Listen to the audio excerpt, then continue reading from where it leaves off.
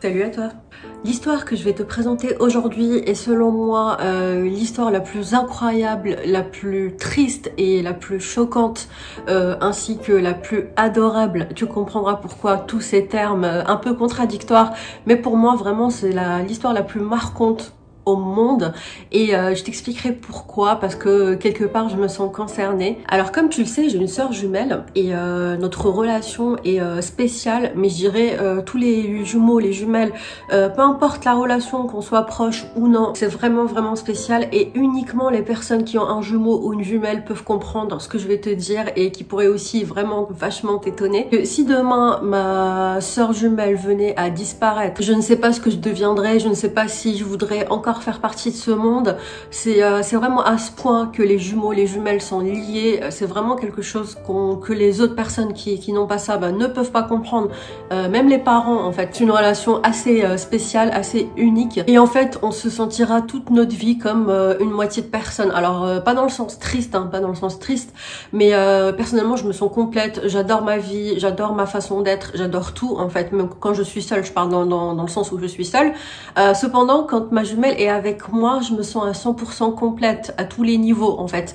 Et c'est comme si on a notre moitié quelque part dans ce monde, qu'il soit à côté ou non. Et une fois qu'on est ensemble, on se complète vraiment. Voilà en fait ce que j'essaie de t'expliquer à peu près. Je sais pas si vraiment tu vas comprendre, mais en tout cas, je me permets d'en parler et c'est aussi relié au sujet très intéressant que je vais te présenter dans cette vidéo. Alors j'ai beaucoup d'informations que j'ai réunies. J'ai aussi regardé un film documentaire sur le sujet que je vais te présenter. Donc j'ai pas mal de notes, vraiment pas mal de choses à te dire. Prends un café, prends à boire, prends à manger, détends-toi et regarde cette vidéo jusqu'au bout parce que vraiment ça vaut le coup. Comme je t'ai dit, j'ai regardé un film documentaire, donc la plupart de mes informations ici sont basées sur ce documentaire. Mon chat est en train de ronfler, mais il fait un de ses sons hyper chaud même quand il ronfle. Robert Shafran, que je vais appeler Bobby en Amérique, je sais pas si tu le sais, mais quand on s'appelle Robert, notre surnom automatiquement c'est Bobby, en fait c'est le petit diminutif de Robert, donc je vais l'appeler Bobby. Ok, alors Bobby, dans les années 80, s'est présenté à sa fac qui s'appelle donc Sullivan Community College pour tout simplement étudier. Et en rentrant à la fac, c'est vraiment très mystérieux ce qui s'y passe. Il avance dans les couloirs, il avance dans la cour et tout le monde le regarde. Je te rappelle, il s'appelle Bobby et tout le monde lui dit « Hey Eddie, comment ça va ?» Tout le monde rigolait avec lui souriait, tout le monde lui faisait signe comme si c'était quelqu'un de populaire, de très connu. Et lui, en fait, il était nouveau dans cette fac. Alors, il était étonné que tout le monde déjà l'appelle Eddie alors que c'est pas son nom. Et aussi que tout le monde lui fascine. Il s'est dit, bon, ils ont dû peut-être se tromper de personne. C'est vraiment bizarre. Et donc là, Michael Domnitz est aussi un étudiant. Et il va dans la chambre de Bobby. Il rentre, il le regarde de façon très bizarre. Il reste comme figé. Et là, il lui dit... Toi, tu as un jumeau. Alors Bobby est complètement étonné et il se demande en fait ce qu'il est en train de lui raconter, il se demande ce qui se passe et c'est là qu'en fait l'ami de son jumeau qui s'appelle Eddie, donc que tout le monde appelait, que tout le monde voulait voir, eh bien il lui dit oui c'est Eddie. En fait Eddie venait de partir de la fac et son jumeau Bobby venait de rentrer dans cette fac et c'est là donc l'ami en commun lui a dit écoute tu as un jumeau en fait, tu le sais pas mais tu as un jumeau, vous ressemblez comme des gouttes d'eau. Alors Bobby commence vraiment à être intrigué, un peu flippé, il se dit faut absolument que je le voie, faut absolument que je le voie. Donc au début il appelle au téléphone, Eddie répond et il voit en fait que c'est comme une écho sa voix en fait parce que c'est la même voix. Par exemple moi et ma jumelle c'est pareil, on a la même voix. Et bah c'était vraiment étonnant et là ils se sont empressés de partir le voir. Michael, l'ami de Eddie, emmène Bobby chez Eddie, je sais pas si tu suis jusque là. Ils sont partis le rencontrer et là copier-coller, ils se sont regardés, ils se ressemblaient énormément, en fait c'était des copies tout simplement, ils se sont rendus compte qu'ils étaient jumeaux et qu'ils se sont jamais connus. Ils ont aussi demandé s'ils étaient adoptés. C'est la première chose en fait qu'ils se sont posés comme question tous les deux, avec l'ami aussi. Les deux ont été adoptés par la même agence d'adoption qui s'appelle Louise Wise Services. C'est là qu'ils ont compris qu'ils étaient forcément séparés dès la naissance. En fait, ils sont nés jumeaux ensemble, ils ont été séparés chacun dans une famille différente et ils se sont rencontrés des années plus tard. Ils se sont rencontrés vers l'âge de 19 ans tous les deux, donc à peu près une vingtaine d'années plus tard. Mais alors là, c'est pas tout. L'histoire a été tellement incroyable qu'ils ont fait la une des journaux. Tous les médias s'intéressaient à leur cas de jumeaux séparés à la naissance qui se retrouvent comme par hasard, qui se découvrent et qui se rendent compte que ce sont des copies-collées et que ils ont beaucoup de points en commun. Eddie, donc c'est le surnom de Edward Gallant, c'est son vrai nom, avec, comme je t'ai dit, Bobby qui s'appelle Robert Shafron. Ensuite, on a un fameux David Kellman qui a vu les journaux des fameux jumeaux ensemble et il s'est dit mais en fait là je suis en train de regarder un miroir, enfin je suis en train de regarder deux doubles de moi. Il est rentré en contact avec les jumeaux et il leur a dit vous allez pas y croire mais on est des triplés en fait, on est 3. Et alors là, cette histoire a fait encore plus la une de tout. Ça passait dans la télé, ça passait dans les journaux, dans les médias, partout. Les triplés, en fait, les trois hommes, Eddie, Bobby et David, se sont rencontrés tous les trois. Donc, ils sont tous les deux partis chez David et ils ont fait des photos, etc. Et puis, en fait, ils ont eu le coup de foudre l'un pour l'autre, les uns pour les autres, hein, les trois. C'était vraiment dingue comme histoire, à la limite des jumeaux. Mais là, c'est carrément des triplés qui se retrouvent ensemble et qui ont été séparés dès la naissance. Bien sûr, avant ça, ils ont eu pas mal de confirmations, donc ils se posaient des questions tous les trois. Les trois sont nés forcément alors le 12 juillet en 1961, et puis il y avait énormément de points en commun, y compris justement la fameuse agence d'adoption Louise Wise Services. What kind of cigarettes do you smoke? Marlboro. Do you all smoke the same brand? Yes. Just curious, how's their taste of women? Is it similar? Yes, definitely. Did you laugh as much before you knew one another? I don't think so. I don't think we were ever this happy. Serious. I don't think we were ever this happy. Oh, and this is a magic moment, guys, with the violin. This magic moment. It really completed our lives. Les parents de chacun des trois, donc les 6 personnes, les familles adoptives se sont rencontrées aussi. Elles ont bien sûr été aussi choquées par cette nouvelle. Et il faut savoir un fait assez intéressant de ces familles, justement, ces 3 familles, c'est qu'on a premièrement Robert Shafron, donc Bobby, qui est né qui a été placé dans la famille adoptive qui est plutôt assez riche. On a ensuite Eddie qui est né dans une famille plutôt moyenne, en fait. Son père était professeur. Et le troisième, David, lui, était né dans une famille, je dirais, bon, de col bleu, comme on dit, bon, assez pauvre, un petit peu. Voilà, donc on avait vraiment une différence des 3 familles riches, moyennes, un peu pauvres. Les 3 familles des triplés se demandaient quand même pourquoi ce mystère, qu'est-ce qui s'est passé, pourquoi ils ont été séparés à la naissance. Donc ils commençaient à avoir comme des sentiments de colère quand même, ce qui est parfaitement compréhensible. Alors que les triplés, eux, ils étaient juste très heureux de s'être retrouvés. Ils faisaient que sortir tous les 3, déjà qu'ils faisaient la une, ils sortaient en boîte, s'amusaient, voilà, à 3, ils se découvraient, c'était vraiment génial pour eux. Ils passaient la majorité de leur temps ensemble pour attraper le temps perdu. Pour te présenter à peu près le caractère de chacun, personnellement, en fait, de ce que j'ai entendu, mais aussi de ce que j'ai moi-même conclu. Alors, on a Eddie, qui est plutôt un personnage très passionné par ce qu'il fait. Bobby, qui lui est plutôt riche, c'est normal, parce qu'il vient d'une famille riche et qui est assez intelligent parmi les 3, je pense. Et puis enfin, on a David, qui je dirais personnellement serait mon préféré si je devais choisir. David, qui est vraiment le triplé le plus drôle, en fait, qui est un bon vivant, en fait, qui sait comment vivre, qui rigole, etc. Après, chacun a ses qualités. Les 3 sont juste adorables, surtout quand on les voit tous les 3 ensemble. Vraiment, en plus d'être beaux, ils sont géniaux, ces 3 gars. Vraiment, c'est une histoire assez touchante quand même de voir qu'ils se retrouvent tous les 3 et qu'ils s'adorent. Vraiment, ils sont tombés amoureux l'un de l'autre, les uns uns des autres. Ils veulent tout faire pour maintenant rester ensemble et ne plus jamais se quitter. Donc c'est vraiment très touchant. On a le père de David qui s'appelle Richard, qu'on appelle Bubla. Alors ce terme, je sais pas si je le prononce bien, mais ça veut dire amour dans une certaine langue ou quelque chose comme ça. Et en fait, ce père-là, justement, c'est le père de David. Je pense que c'est lui qui lui a communiqué cette joie de vivre. Il est tellement génial. Il avait dit une phrase qui est vraiment assez touchante. Il a dit donc au triplet, I have 2 more sons. Donc qui veut dire j'ai deux fils en plus. Tellement il était heureux de les avoir. Et les triplés passaient la plupart de leur temps justement chez ce Robert qui est le père de David. Ils étaient souvent ensemble. Vraiment, c'était très touchant. Les triplés étaient tellement bien ensemble qu'ils ont décidé d'ouvrir leur propre restaurant qui s'appelle Triplets à New York. Ils avaient pas mal de succès, ça se passait très bien. Les gens y allaient surtout pour les voir. L'histoire ne s'arrête pas là, je pense que tu l'auras compris parce que je te dis que c'est quand même choquant et très très triste. Là, on va passer à la partie vraiment triste de l'histoire. Ça commence déjà par une petite chose, bon c'est pas énorme, mais comme les triplés ne sont pas nés ensemble, ils n'ont pas appris à vivre ensemble tout simplement.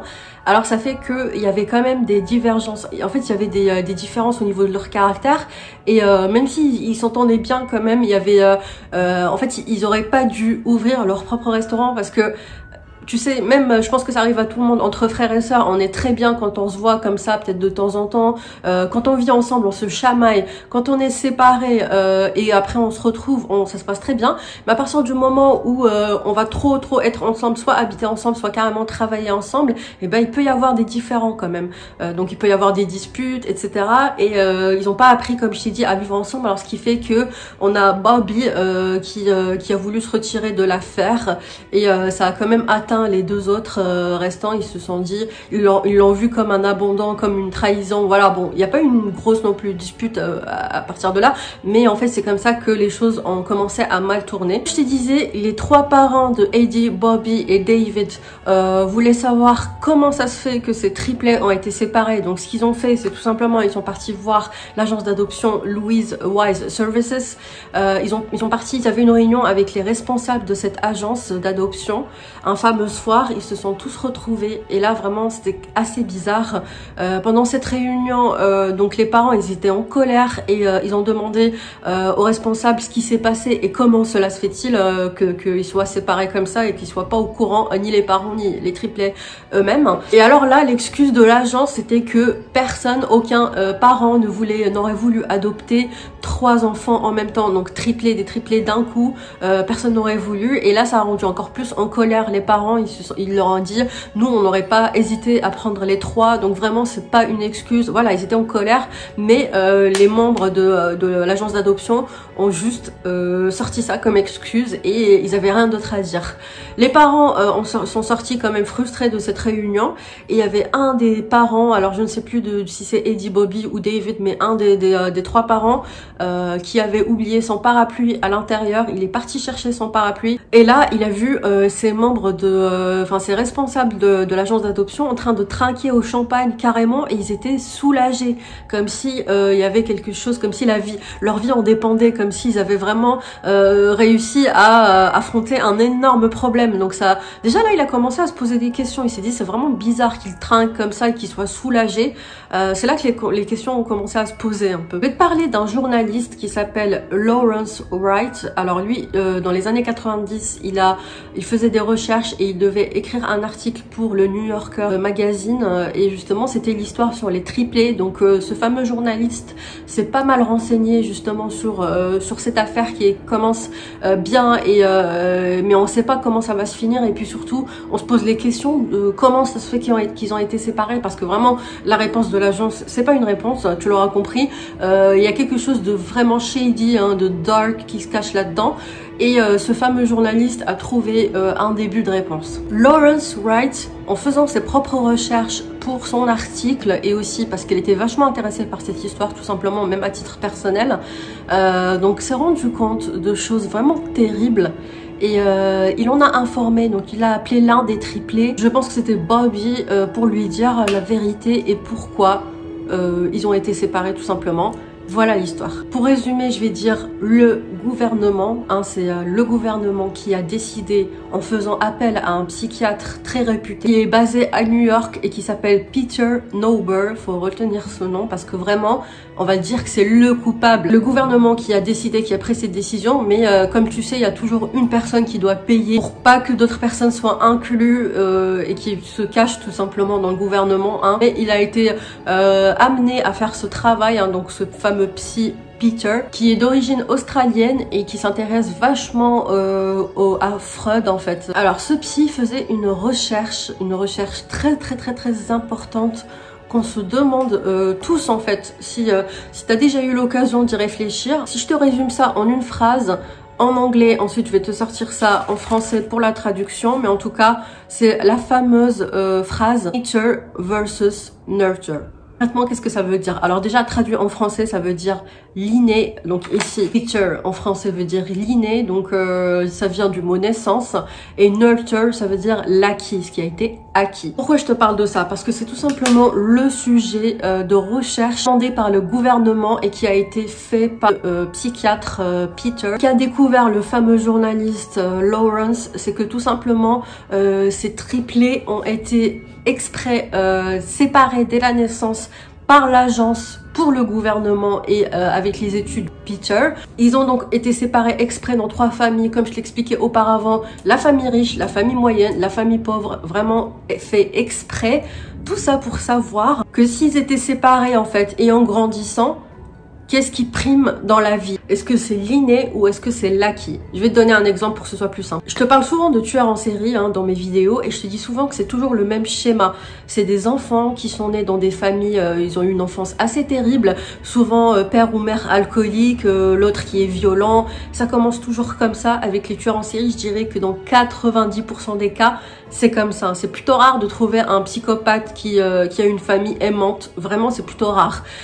Donc c'est là qu'on voit le fameux nurture, que donc on va dire l'acquis, c'est-à-dire plutôt que de dire acquis, je vais dire l'environnement. Ça veut dire que ces tueurs en série ont grandi avec cet environnement. Il y a aussi les fréquentations. En fait, c'est vraiment quand tu grandis, avec qui, ton entourage, ton environnement, tes fréquentations, vraiment le tout, ton expérience aussi. C'est ça qui fait en gros le nurture qu'on dit en anglais. Par contre, le nature qui veut dire l'inné, bah ça c'est tout simplement ton côté biologique, héréditaire, comment t'as été fait. C'est-à-dire tes parents t'ont fait, bah t'as des traits de caractère. Là on parle uniquement de caractère, il y a aussi le physique, mais les traits de caractère en fonction de l'hérédité. Et eux ils voulaient faire cette étude sur les jumeaux, même là dans ce cas-là on a les triplés, mais sur les jumeaux en général, en les séparant dès la naissance pour voir si après des années, voire on va dire 20 ans, 30 ans plus tard, est-ce que ces personnes, en fait ces deux jumeaux sont les mêmes personnes.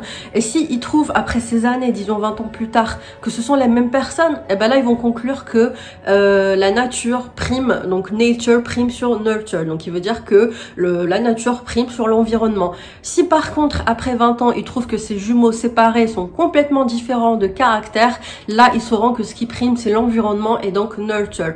Et oui, alors ça c'est vraiment une étude très intéressante et assez importante. Ça a peut-être pas l'air comme ça, c'est quand même une bonne chose à savoir, n'empêche que ça reste vraiment petit comparé à ce qu'on a fait, à ces horreurs qu'on a fait subir à ces enfants, en fait que c'était vraiment des rats de laboratoire tout simplement. En fait on se sert d'eux pour faire une étude, un sondage, même si c'est une étude qui peut avoir son importance pour comprendre le comportement de l'humain, des tueurs en série, etc. Ça peut être vraiment une bonne chose, mais pour de là à séparer comme ça de carrément des jumeaux qui sont destinés à être ensemble normalement, et ben vraiment déjà c'est pas bien, c'est pas éthique, c'est pas moral. C'est pas moral, c'est pas interdit par la loi, c'est ça vraiment qui est quand même choquant, c'est pas interdit par la loi mais c'est pas moral du tout. Voilà, tu l'as compris, c'est tout simplement quelque chose qui se fait pas. Comme je t'ai dit, moi-même étant jumelle, on a toujours besoin de notre moitié, hein, que ce soit les jumeaux, les triplés, on a besoin les uns des autres, donc on peut pas se séparer des gens comme ça, c'est pas normal, c'est, je dirais même inhumain. Et donc après que le journaliste Lawrence ait dit à Bobby ou l'un des triplés la fameuse révélation sur cette étude, eh bien non seulement ils étaient choqués, ils arrêtaient pas de répéter que c'est comme des rats de laboratoire, tous les trois, ils se sont sentis vraiment manipulés, pas bien, mais aussi ils se sont rappelés que pendant leur enfance, il y avait souvent des personnes qui venaient leur faire une visite. En fait, c'était des docteurs, c'était souvent 2 personnes, femmes, hommes, qui venaient leur poser des questions et leur dire de faire des choses depuis tout petit. Ça commençait par comment rouler en vélo, comment lancer un frisbee. En fait, c'était des petits détails et ils filmaient le tout. Ils prenaient des notes tout le temps et les jumeaux, enfin les triplés depuis tout petit, ils comprenaient pas pourquoi tout ça. Et les parents aussi à l'époque, il faut savoir que c'était vraiment à l'époque. À l'époque, c'est pas comme aujourd'hui. Les parents, ils sont moins conscients des choses et ils se posent moins de questions. Ils se sont juste contentés de la justification de la part de ces gens qui venaient, ces fameux docteurs qui venaient poser ces questions. Bien, il leur disait simplement que c'est normal, que c'est l'agence Louise Wise Services qui fait ça à tous les nouveaux adoptants, c'est normal et ce sera comme ça pendant un moment. Et ils se sont contentés de ça. Les parents ils se sont dit bon, ils leur font rien de mal, on va laisser faire, il y a pas de souci. Et c'est là donc que les triplés se sont remémorés tout ça. Ils se sont dit ah oui, en effet, il y avait souvent des gens qui venaient nous voir et plus les années passaient, plus les exercices qu'on nous faisait faire étaient difficiles et ils prenaient des notes, ils filmaient, ils trouvaient ça bizarre, donc tout est revenu. Les triplés, donc 20 ans plus tard, quand ils se sont rencontrés et qu'ils ont su la vérité, ils étaient déjà mariés, ils avaient des enfants, ils avaient déjà leur propre vie, hein, ça je le précise. Ils étaient bien, mais en découvrant ça, bah tu l'imagines, c'est normal, ils étaient vraiment choqués, ils se sentaient manipulés, trahis, etc. Et puis surtout, ils voulaient savoir où est-ce que ça en est de cette fameuse étude qui a carrément fait autant de sacrifices de personnes. Quels sont les résultats en fait? Et les résultats, on les a pas. Ils sont scellés quelque part dans la fameuse université de Yale et c'est tout en fait. Le psychiatre Peter qui a fait cette étude et qui a fait plein de notes, que ce soit en audio, vidéo enregistrées, etc., qui a fait toutes ces recherches qui étaient vraiment énormes, plusieurs pages, eh bien il est mort après tout ça, il est mort et il a laissé tous ses dossiers scellés, comme je t'ai dit, à l'université de Yale. Depuis, plus personne n'a pu y avoir accès et le gouvernement l'a interdit d'accès jusqu'à l'année 2066. Alors pourquoi autant d'années? Pourquoi? On comprend pas en fait pourquoi. L'une des assistantes du psychiatre Peter, elle s'occupait uniquement de la paperasse, elle faisait partie du truc sans vraiment faire partie du truc.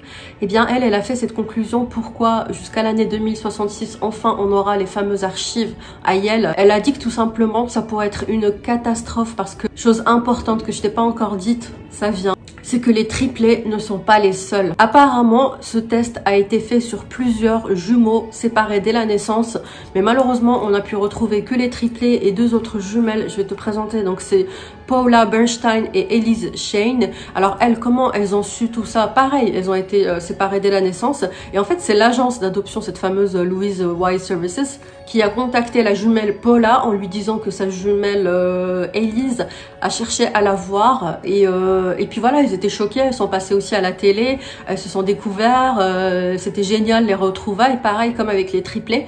Mais aussi, elles se sont demandé en fait comment ça se fait. Pour revenir à l'assistante du psychiatre Peter, je sais pas si tu me suis jusque là, mais pour les archives qui vont pouvoir être consultées en 2066, eh bien elle a dit tout simplement qu'avec tous ces jumeaux qui ont été séparés, parce qu'on n'a aucune idée du nombre, ce serait apparemment une dizaine, moins d'une dizaine, vers les 8 à peu près jumeaux qui ont été séparés, mais on ne sait pas si vraiment c'est ça ou si c'est carrément un chiffre aberrant. Mais en tout cas, elle a bien dit que selon elle, si vraiment la date a été déterminée en 2066, c'est pour ne pas briser les gens et que c'est mieux ainsi, comme ça en 2066, ces jumeaux séparés, ils seront déjà morts d'ici là et donc ils vont pas savoir qu'ils avaient un jumeau quelque part. C'est vraiment quand même vachement triste. Parce que normalement, cette étude a été arrêtée suite à toute cette polémique. Et comme ça a été assez médiatisé, les gens, ils ont pris peur, enfin les personnes du gouvernement, je ne sais qui, ils se sont dit on s'arrête là, de toute façon l'étude elle a été faite, donc ils vont pas prendre normalement d'autres cobayes. Et donc la conclusion c'est ça, c'est on n'en saura jamais plus. Les triplés ont quand même demandé donc à Yale, aux personnes responsables de leur informer et de leur donner quand même quelques pages. Ils ont reçu apparemment dans les 10 000 pages ou quelque chose comme ça, mais il y avait rien en fait derrière, c'était pas suffisant, il y avait rien de spécial en fait, c'est ça le pire. Ils ont eu quelques documents mais insignifiants selon les triplés et encore jusqu'à aujourd'hui, ils savent absolument pas les vrais résultats, ils ont rien. Alors bien sûr tu vas me dire mais personne n'est parti parler à l'agence d'adoption et leur soutirer des vraies informations. Après toute cette polémique, les responsables de l'agence d'adoption ont dit simplement qu'ils ont fait ce qu'ils ont fait pour tester l'éducation des parents. Et non pas pour une histoire de jumeaux ou quoi. Ils ont dit qu'ils voulaient voir en fonction de l'éducation des parents, de comment ils font un homme plus tard, en fait, que l'enfant devienne un homme plus tard ou une femme. C'était leur excuse. Alors à mon avis, c'était tout simplement les deux. Hein. Ils ont fait cette cruelle étude pour tester, voir l'éducation des parents, mais aussi pour voir comment évoluent les enfants des années plus tard pour cette fameuse nurture versus nature.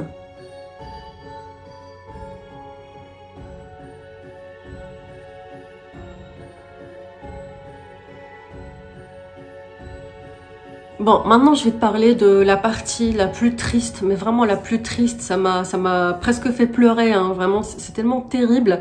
J'étais choquée quand je l'ai apprise. Eh bien, les triplés, ces triplés qu'on adore voir tous les trois, on adore voir ils se sont retrouvés, qu'ils sont bien. Eh bien, l'un des trois qui est Eddie, hein, de son vrai prénom, Edward Garland, eh bien, il a commis un suicide parce que il avait une dépression et contrairement à ce que tout le monde pensait, eh bien il n'était pas si heureux que ça. Alors bien sûr il était heureux de retrouver ses frères, il était vraiment bien, mais cette manipulation du gouvernement l'a anéanti et en fait il était surtout, faut savoir qu'il était vraiment dépressif et la dépression elle peut mener au suicide, hein. Seules les personnes qui ont une dépression peuvent vraiment comprendre, hein, pourquoi il s'est suicidé. Donc faut pas se dire pourquoi il a fait ça, c'est pas bien, c'est lâche. Moi j'arrête tout de suite la personne qui vient me dire ça. Tant que t'es pas dans la tête d'un dépressif, tu peux pas savoir. Mais voilà, en tout cas c'est vraiment très triste, ça a touché les deux frères, hein, ce qui est normal. Ils étaient vraiment anéantis par ça. Maintenant, aujourd'hui, ils ont grandi, ils sont encore en contact tous les deux, bien sûr, ils restent ensemble, hein, les jumeaux, mais voilà, ils ont perdu leur triplé en fait. Bien sûr, les parents d'Eddie étaient choqués, ils sont bouleversés, même les autres parents aussi sont bouleversés parce qu'ils considéraient que tous les triplés étaient leurs propres fils. Mais voilà, pour moi, c'est vraiment la partie la plus triste de toute la vidéo, de toute l'histoire, tout simplement. J'espère qu'il repose en paix, Eddie. J'espère que les jumeaux aujourd'hui, Bobby et David, se voient vraiment souvent et qui sont pas pris leur distance et qui sont quand même heureux aujourd'hui. J'espère aussi qu'il n'y a pas eu beaucoup de victimes qui ont été séparées dès la naissance et que quelque part le hasard pourra faire qu'ils vont se retrouver. Après tout ça, les familles des triplés ont conclu, et pas que les familles, aussi le fameux journaliste Lawrence, plusieurs personnes, y compris moi, en fait nous avons tous conclu que tout simplement cette fameuse étude, hein, qui est vraiment au final énervante parce qu'on se dit limite on n'a même pas besoin de savoir, parce que si c'est pour sacrifier des gens, c'est vraiment cruel. Mais quand même, d'après ma propre réflexion, je trouve, en fait, on trouve tous que c'est nurture, c'est la nurture qui prime sur nature. Donc c'est vraiment l'acquis qui prime sur l'inné, c'est l'environnement qui prime sur la nature. C'est-à-dire, c'est vraiment, t'as beau être un copier-coller des vrais jumeaux, pareil à tous les niveaux, vraiment énormément de ressemblances, et bien l'expérience, les fréquentations, la famille, l'éducation, etc. fait que on peut être complètement deux personnes différentes, même si on a vraiment beaucoup de choses semblables comme le physique, la voix, la façon de parler, la façon de s'exprimer, la gestuelle, etc. Et bien quand même il y a une différence, et ça aussi je le remarque chez ma soeur jumelle et moi, tout simplement. On se ressemble vachement physiquement, vraiment on se ressemble beaucoup, mais on est quand même très différentes, même si on a des choses semblables au niveau du caractère, on reste différentes, chacune sa propre façon d'être. Bon voilà, c'est tout pour moi. J'espère que cette vidéo t'a plu et assez intéressé. Il fallait absolument que j'en parle, en tout cas dès que j'ai pris conscience de l'histoire, j'ai voulu en parler, et ça m'a pris du temps rien que pour faire des recherches et puis surtout pour regarder le documentaire pour pas dire de bêtises. Tu l'as compris, étant jumelle moi-même, ça me tient vachement à cœur et ça m'attriste énormément cette histoire. En tout cas, merci d'avoir regardé, n'hésite pas à t'abonner, je te fais d'énormes bisous et je te dis à très vite pour une prochaine vidéo. Ciao.